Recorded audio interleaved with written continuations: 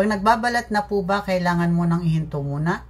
So, hi po mga ka-Diyosa. So, ayan, good evening sa inyo. And ayan, ang tinatanong po natin ka-Diyosa ay kapag daw po ba gumamit ng SCD Peeling Skin Lotion, ay kapag nagbalat na, ay kailangan na daw po bang itigan ang pag-a-apply? However, marami na po akong video nagawa tungkol sa ganitong klaseng question, pero sige, ulitin pa rin natin siya. Di bali ganito po, hindi po naka-specific kung sa body po ba yung tinutukoy ninyo or kung sa face.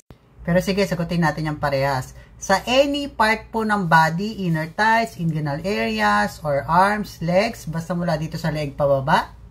Once po na nag-peel na sa ating body parts, any body parts, okay? Any body parts. Once na nag-peel na po siya, ay stop na po ang pag-a-apply ng SCD Peeling Skin Lotion. Following question, kailan po pwedeng gumamit ulit? Sa body po ito after 3 to 6 months, matibay na po ulit ang skin natin sa part ng body natin. So, pwede na tayong gumamit ulit. Then, pag nag-peel na siya, stop na po ulit. So, every 3 to 6 months lang siya pwedeng gamitin sa any part ng body. Bawal siyang masobrahan. However, sa face din naman, bawal din pong masobrahan. So, ngayon, lipat naman tayo sa mukha natin. Sa face naman po, yung ganitong mga rejuvenating product, katulad ni SCD Peeling Skin Lotion, ay pwede po natin siyang gamitin sa face natin for almost 2 months. Kung after 3 days, nagbalat na yung face mo, pwede mo pa rin siyang ituloy.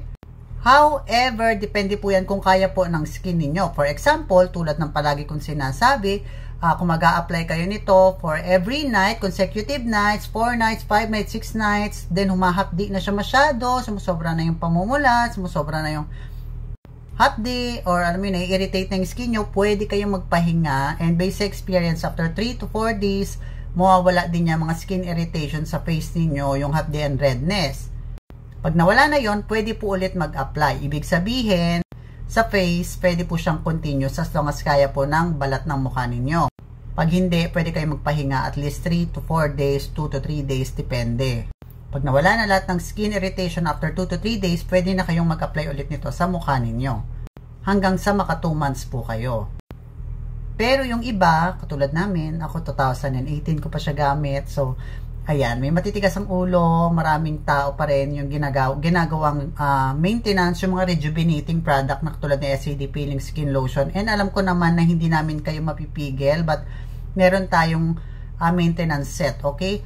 Pero yun nga, kung isa kayo sa mga katulad namin na matitigas po ang mukha, ang ulo, mukha talaga, na ginagawang maintenance yung mga katulad nito, at least pag alam nyo sumusobrang hapdi na yung mukha nyo, nararamdaman nyo naman yan by your own skin kung parang naluluto na siya masyado. Magpahinga lang muna kayo ilang araw. Then pag okay na ulit yung skin nyo, mag-apply na po kayo ulit. So ayan, isama ko na dito sa video. Maglalagay na rin ako. Pasensya na kayo, medyo magayon dito ko wala yung candy.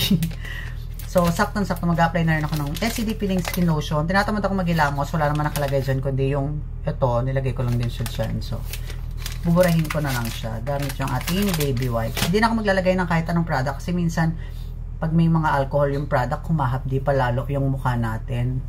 So ito may retonic acid tong tigawat ko. Tigawat ako kapuputok na lang, so medyo magapay yan. So ayan, ganyan lang naman siya kadaling i-apply. Pero kayo maghilamos kayo huwag kayong tumulad sa amin. Kami naman kasi is sanay na. So, ayan. Naalis ko na yung blush on. So, ayan. So, ayan. Mag-apply lang tayo ng small amount bago matulog. Then, bukas na siya babanlawan. Kasi may mga nakikita ko nagko-comment kung ilang hours siya ibababad. Overnight po siya ibababad. Okay, ganyan lang ka-small amount. Okay na yan sa face natin. Isang beses lang tayo maglalagay. Huwag yung pagpatong-patongin, 3 patong. Hindi lahat ng skin ay kaya po yung mararaming lagay. Kaya kung first time user ka, mag-start ka palagi sa small amount lang. Yung pimples na yan, syempre hindi yan magic, hindi yan mawala after 3 days. It takes time, it takes weeks or months, depende, para tuluyan siyang mawala.